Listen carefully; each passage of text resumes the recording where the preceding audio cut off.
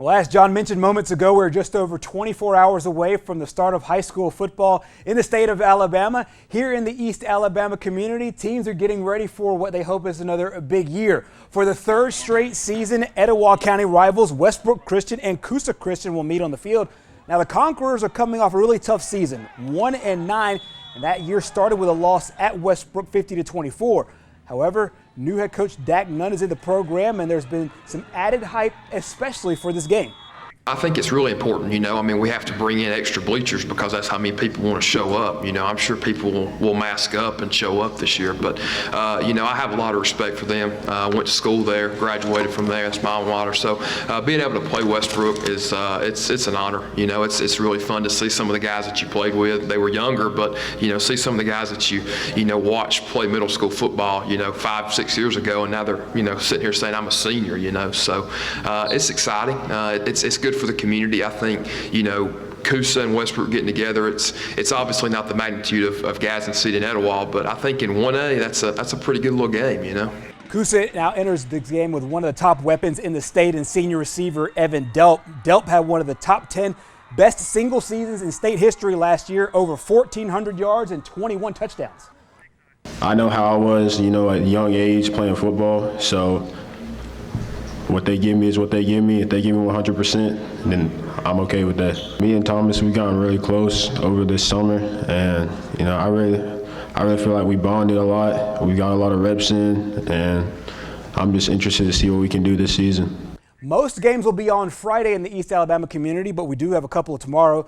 Not only the aforementioned Westbrook Christian Coosa Christian game will be tomorrow, but also Vincent and Winterboro will also play tomorrow. That is the debut of new head coach Skylar Mansfield. You're seeing on your screen also some games coming up on Friday, which also features Gadsden City and Etowah that Coach Nunn talked about in the soundbite there. Anniston and Welborn getting together in a top 10 matchup of teams. Anniston in 4A, Welborn in 3A, Talladega and Munford, another inter-county rivalry. Ranburne at White Plains, Southside and Lincoln, a couple of great matchups with two teams in the East Alabama community. Jacksonville will host Huntsville's St. John Paul II. Cleveland County and Ohatchee will get together. Sylvania and Saxon. We also added one that was added today, another marquee matchup in the state. How about this? Hoover, just a couple of days ago, didn't have an opponent because Dothan had to self-quarantine. Hoover calls up Central Phoenix City, the number 2 team in the state. The number 4 team in the state will get together in Class 7A. That should be a fantastic matchup, but it won't be the only high-profile game in the state this week. Number 1 Oxford is getting ready for a matchup against